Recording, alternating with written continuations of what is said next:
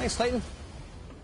Well, it's a remarkable statistic, shocking. Nearly 46.5 million Americans are now on food stamps.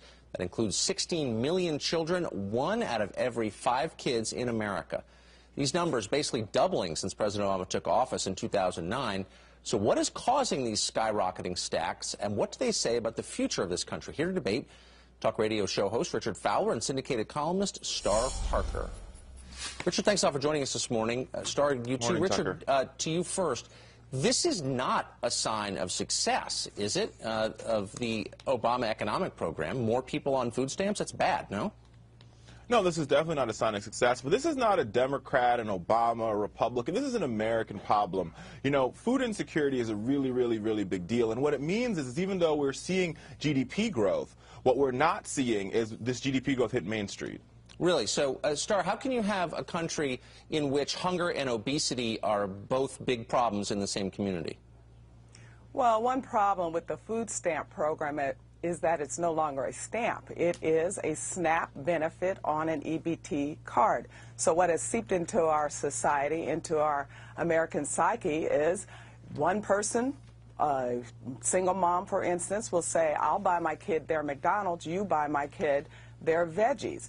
This mentality has seeped into our society because traditional family life has collapsed. When you look at the numbers, the majority of people on food stamps today, 86% are in single-headed households trying to raise children. 48% of American children today are born into families with a single, never married mom. This is a problem. Their life is hard. So, Richard, that is such a smart point, Star. Thank you. Richard, you just heard what Star said, and that's not an opinion. Those are facts. Every sociologist agrees that growing up in a single-parent household makes your life harder and poorer. Why does the president, why has he not a single time encouraged people to get married when they have kids?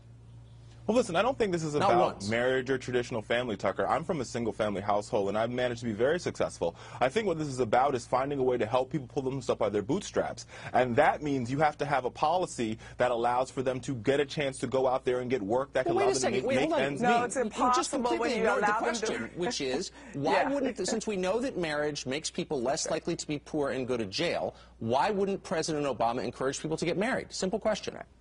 But marriage is not something that the federal policy can sort of encourage. What we need to do is create jobs in the economy, and we have to make ends meet.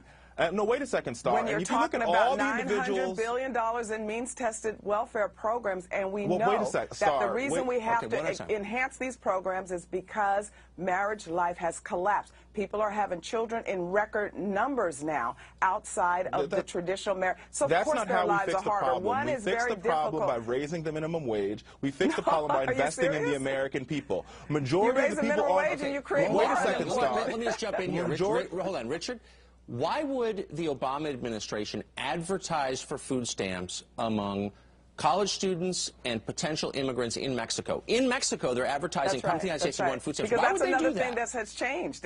What has changed is now immigrants are availed to the system. Keep in mind that the food stamp program is in the Farm Bill, and every time that is attempted to be changed, there are people in our society, most of the liberals, who won't let us have the conversation that is at root of the problem, and that is that traditional family life has collapsed. Star, you're missing the point here. Most of the people who are on food stamps are working Americans. They're the working poor. They have a job at Walmart. They have a job at McDonald's, and they still can't make ends meet. You're missing an important component. If you're single and working, your home making this about traditional family. It should be about raising wages, and you know.